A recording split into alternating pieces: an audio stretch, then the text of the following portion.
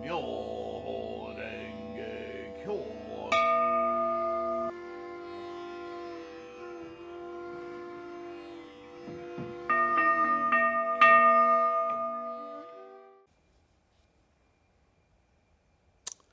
Namo Myoho Renge Kyo, Namo Myoho Renge Kyo, Namo Myoho Renge Kyo. Hi friends, how are you? I hope you're in good health and secure. Sifu Sylvain Chamberlain with you, abbot of the Threefold Lotus Kuan, a quantum life Buddhism school, an independent practice of Nichiren scholarship, of the broad scholarship of almost 3,000 years to today of Buddhist practice since Shakyamuni Buddha first started teaching his enlightenment to others, and culminating in his ultimate teachings of the Lotus Sutra method.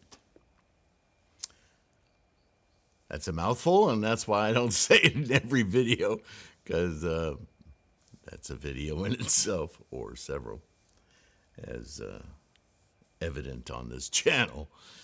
Thank you for your support. This resource, this channel, the free podcast, the website, the bookstore, the mandala store, all of it is, I consider, the resource that I've slowly built since the mid-90s to address a need in our modern practice for clear, modern terminology, clarity of the meaning of Lotus Sutra Buddhism and Nichiren's doctrine of it,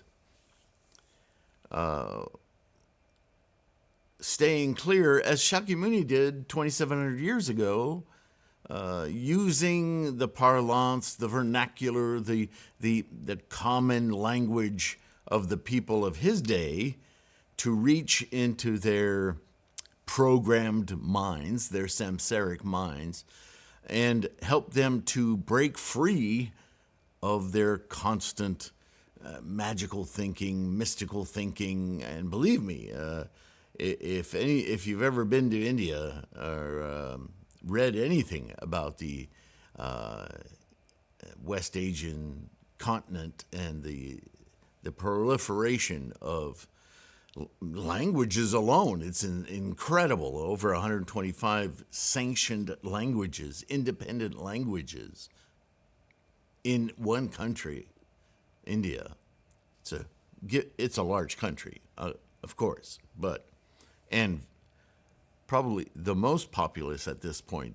They vie with China. For China's population is going down. India, I think it's still rising. So anyway, the point being that addressing people with so much tradition, so much bias toward heavenly forces and gods and deities, and trying to bring into that the clear, reasoned, logical thinking of Buddhism, not an easy task. And ultimately, after some 40 years of raising consciousness, raising abilities to think and understand how the mind works, seeing that his best students still stuck in those final tendrils of a samsaric delusion, he said, okay, I'm going to teach it like I know it, so that you all can do exactly what I did. You know enough now, emulating what he himself did for the first 6-7 years, and then, depending on who you read, another 6 years afterwards. The path, the asceticism, all of the breakthroughs that he made to finally attain Buddhahood. Shakyamuni taught the Lotus Sutra, a teaching that encapsulated his own enlightenment. He wanted everyone, every living being, every sentient mind to reach the same understanding he had. That is the profundity of the Lotus Sutra. And Nichiren, through his scholarship, through Tendai and through learning other sects in Japan at the time, from Pure Land to Nembutsu to Zen to on and on, saw very clearly in the Lotus Sutra what Shakyamuni was saying. Kind of bowled him over. And you have to believe, just from reading all the Gosho, he really understood the meaning of what Shakyamuni was teaching, and really couldn't tolerate that anyone else who called themselves a scholar at the time, a teacher at the time, somehow missed it or used it for their own political gain. Drove him nuts, yeah? Well, he wasn't nuts, I'm saying. It really bothered him. And we read about that in his writings, throughout his writings. So here we are trying to define terms that we see all the time in Buddhism and in translations of Buddhism, right? Which was taught verbally in Prakrit, and then over hundreds of years after Shakyamuni's death, translated from word of mouth committed to various languages to ensure that the teaching would not be lost. This has been a current theme of Buddhism throughout to this day, right? We are bodhisattvas of the earth, here to ensure that in this age of Mappo, where the teachings could easily be lost, to continue to learn them, keep them, write them down, propagate them to others to do the same, so that the teachings are not lost. But the point of the teachings is self-realization. And if we're going to realize our enlightenment, our Buddhahood, our ability to do so, inherently there but sleeping, completely overtaken by samsara mind, we need to, if we could spend all our days trying to push samsara out of the way, but that's just another samsaric activity. We need to transcend samsara, go around it. And we do that by awakening Buddhahood. It's always there. Sometimes it's that little voice that says, you know better, but you forge on ahead. Your Buddha-ness, your ninth consciousness, it's there. You just don't listen to it. You haven't been trained to listen to it. Namo Myo Renge Kyo is the training. Namo Myo Renge Kyo is the signal to your mind to say, hey, slip into Buddhahood. Your Buddhahood, it's there. Awaken it. It will push samsara out of the way. You don't have to worry about it. Your mind of reason and logic and clarity, samsara will it won't know what to do. It'll just shut up. That's the power of Lotus Sutra. And we need to use words and concepts that are familiar to us, not words and concepts that come through other biases, filters of cultural, religionist, traditional, right? And it still is infused all over the translations of Buddhism.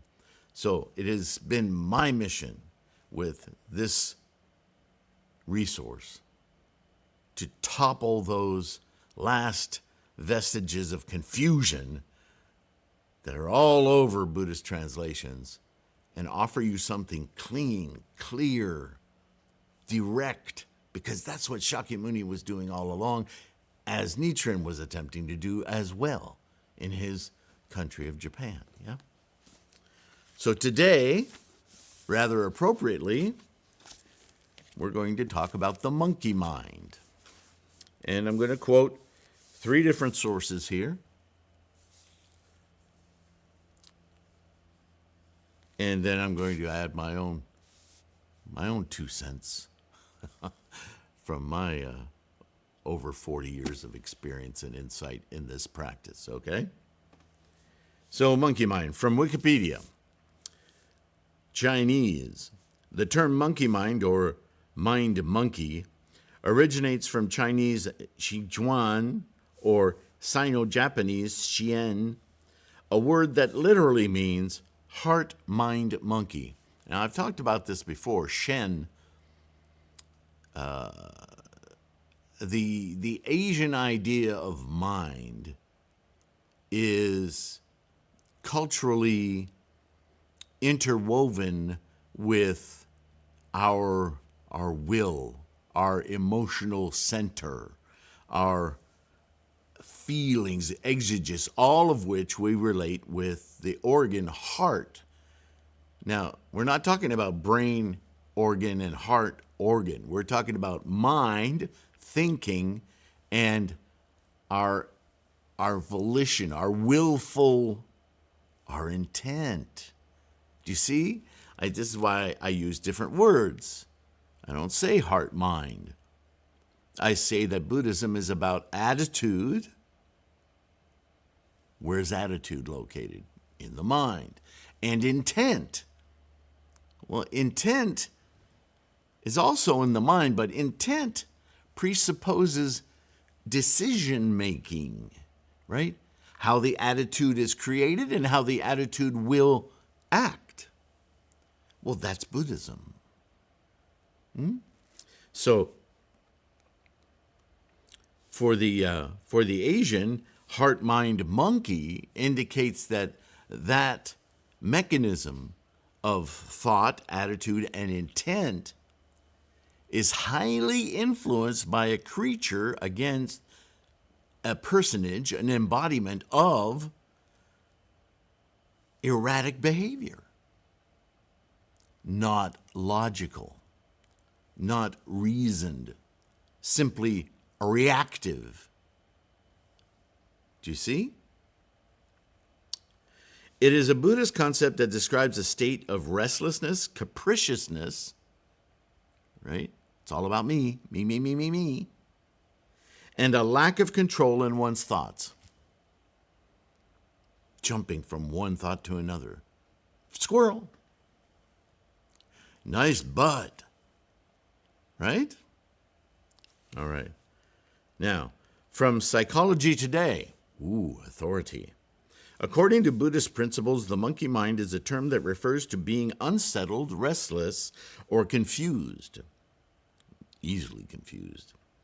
Writer and Buddhist Natalie Goldberg, who teaches many writing workshops, suggests that the monkey mind is the inner critic. That's trying to shoehorn a Buddhist term, as many do, into a different discipline.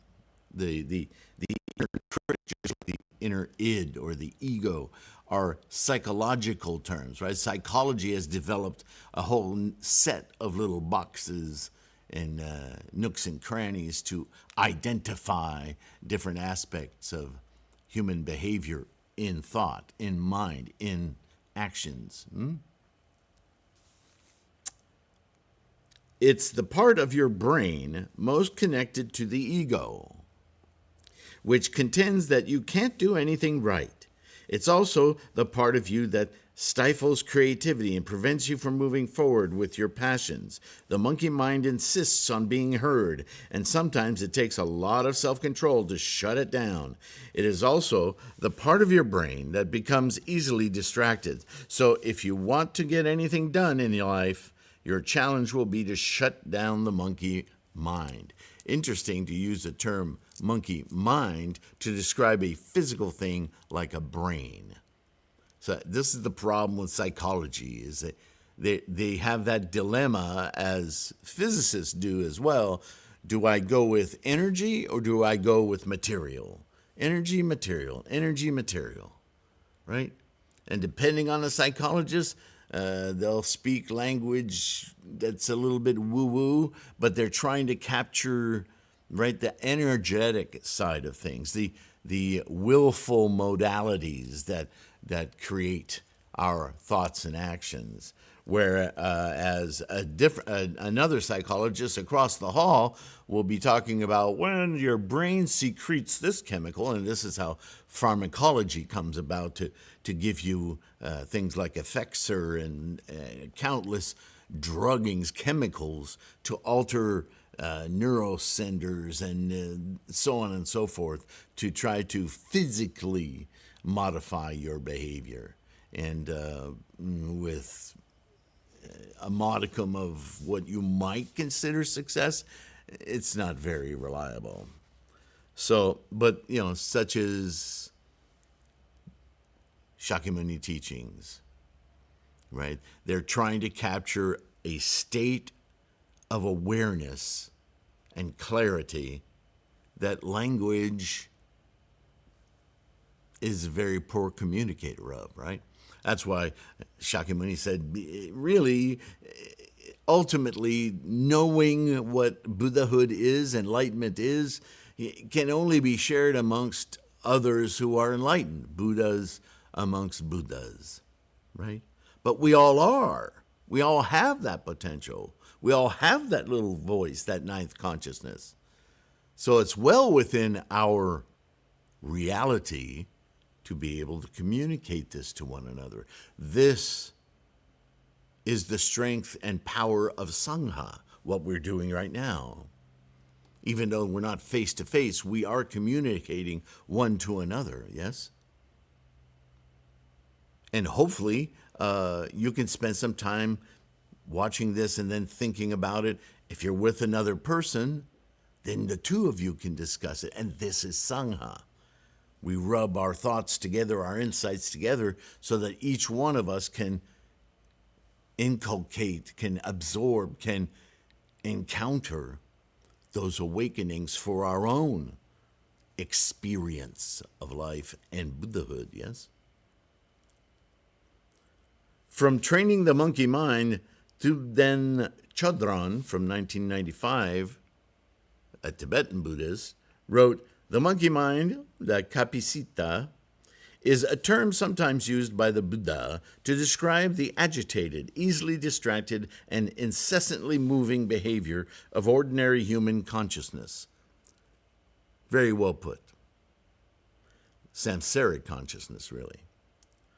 Once he observed, just as a monkey swinging through the trees grabs one branch and lets it go only to seize another, so too that which is called thought, mind, or consciousnesses arise and disappears continually, both day and night.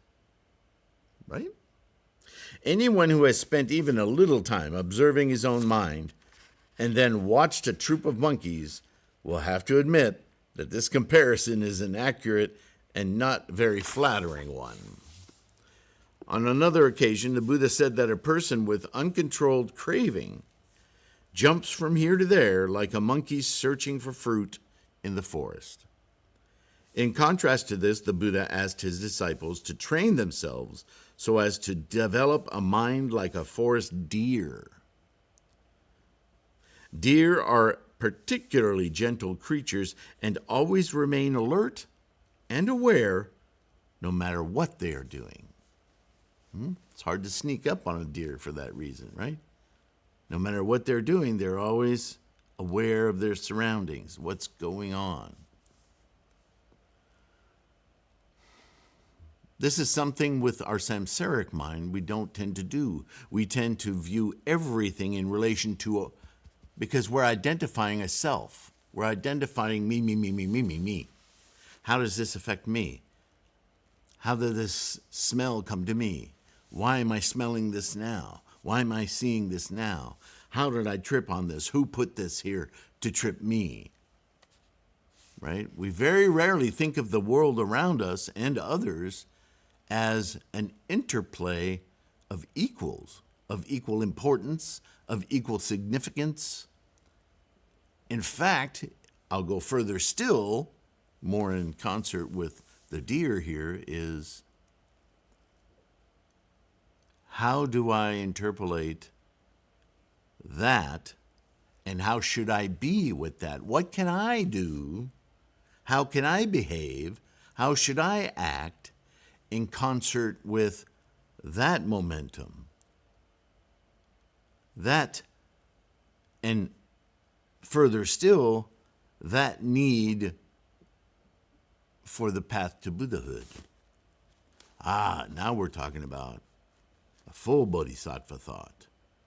How do I course through the world to imbue everything and everyone I encounter with the aspiration for enlightenment? How do I do that? How do I best do that?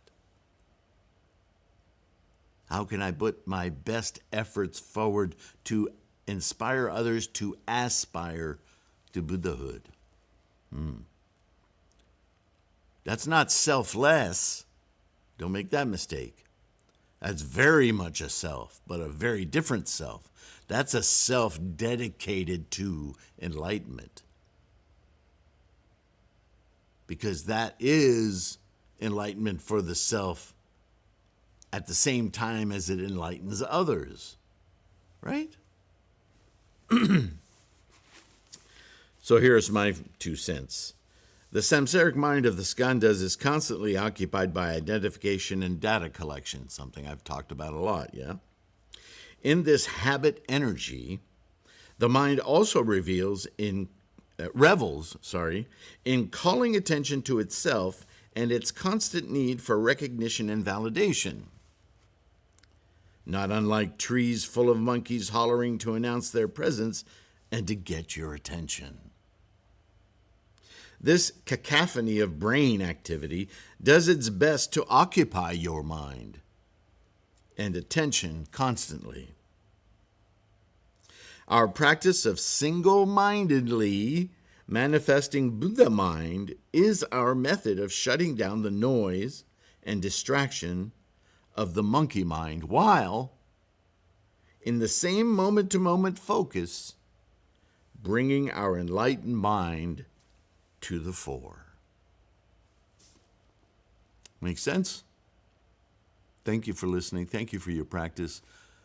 All the links in the description are various ways for you to increase your confidence and resolve in your practice, as well as resources, again, available to you, and ways to support this channel.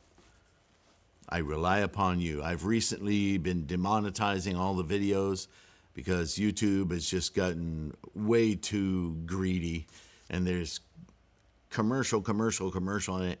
To me, it interrupts our conversation and our study, and I can no longer tolerate it at the level it's gotten way out of hand. So I'm just demonetizing everything, which means not that I ever made more than a few cents a month off of the YouTube algorithms, and I don't want to become a slave to them, because that's not what this channel is about, right? It's about you and I and enlightenment. So it's out of the way. But that also means that the bookstore, the mandala store, your donations are my only means of keeping the lights on. And there's a lot that goes into this. So I only say that so that you understand how grateful I am for your support. Thank you. Please savor your practice. Keep it strong. Let me know your thoughts in the comments or emails. Namo Myo Renge Kyo. I'll see you in the next one. Bye for now.